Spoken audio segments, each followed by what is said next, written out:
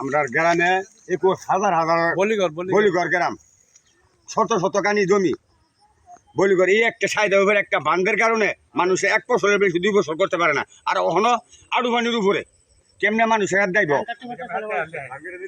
ধান কাটতে মন যাইতেছে না, এটার লাগে মেশিনও নামে না। আল্লাহর হস্তে এসিলেন সাহেবের ফাউডি ধরে কই জন বান্ডা আমরা কাটতে দেয়।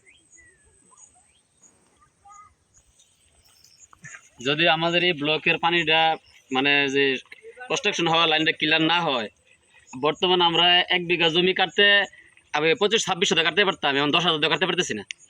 আমাদের শত শত বিঘা জমি শেষ একমাত্র একটা বাঁধের কারণে।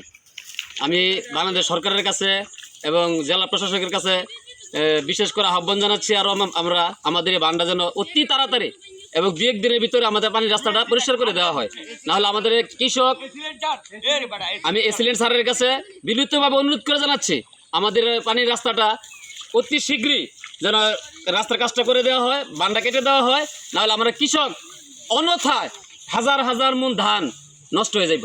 আমাদের ধানগুলো যেন বাড়িতে নিতে পারি, সেজন্য আমি এসিলেন্ট স্যারের কাছে আকুল আবেদন আমাদের।